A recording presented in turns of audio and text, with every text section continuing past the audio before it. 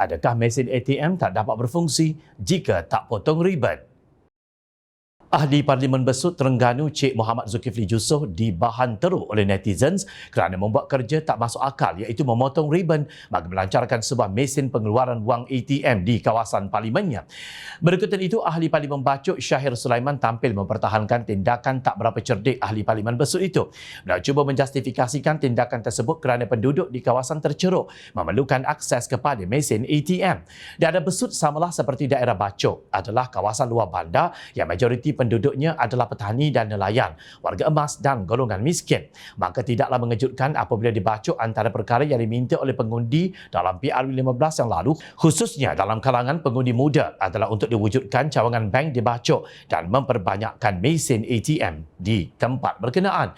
Ya, itulah antara perkara besar yang diminta kepada saya untuk diusahakan, katanya dalam satu kenyataan. Menurut beliau, dirinya amat memahami kehendak dan keperluan penduduk Bacok, aktiviti perniagaan dan pelancongan dan pelajar setelah UMK dan IKTBN dibuka di Bacok. Di Bacok, pilihan yang ada kepada lebih 160,500 penduduk Bacok hanyalah beberapa cawangan institusi keuangan komuniti seperti BSN, Bank Rakyat, Agrobank dan Tabung Haji serta 9 buah mesin ATM.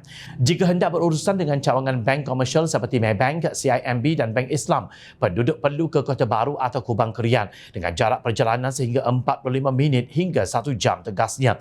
Tambahnya lagi, penduduk kampung, pemilik stesen minyak dan pegawai bank yang terlibat pastinya berbesar hati telah menyediakan sebuah mesin ATM bagi kemudahan penduduk walaupun bukan pembukaan cawangan bank bagi memudahkan urusan seharian.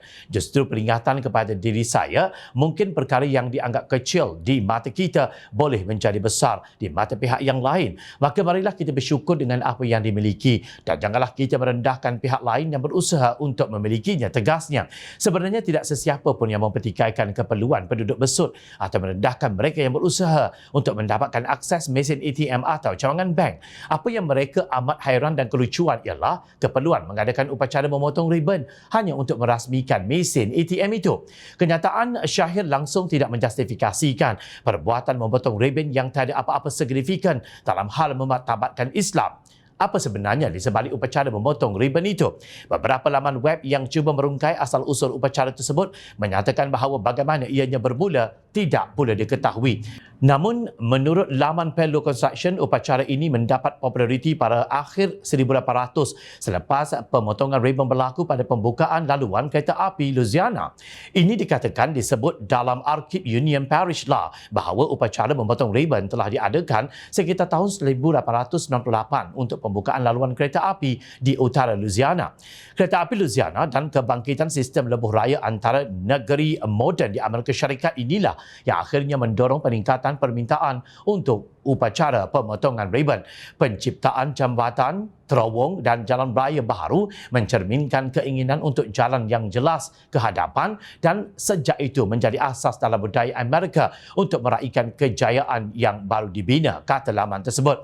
Walau bagaimanapun, menurut laman tersebut, beberapa contoh terawal upacara ini bermula pada akhir abad ke-19 di United Kingdom semasa pembaptisan kapal dan pelabuhan yang melibatkan memecahkan botol arak atau wine yang diikat dengan riban kepada kapal. Sekejap, bukankah upacara pembaptisan itu sinonim dengan acara agama Kristian?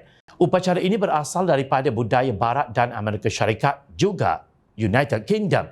Ia tiada kaitan dengan budaya Melayu maupun budaya Islam. Justru kenapa parti PAS menyerapnya dalam upacara yang pemimpin mereka lakukan? Apa yang ingin dipertahankan oleh pemimpin PAS? Tidak ada. Sebab itu mereka terkial-kial mencari hujah untuk meyakinkan kita, masyarakat yang hidup di zaman milenium ini, perbuatan memotong riban adalah membuang masa dan membazirkan wang ringgit sahaja. Masa dan wang yang dibazirkan untuk menguruskan pembelian riban bagi melaksanakan upacara itu boleh digunakan untuk tujuan lain.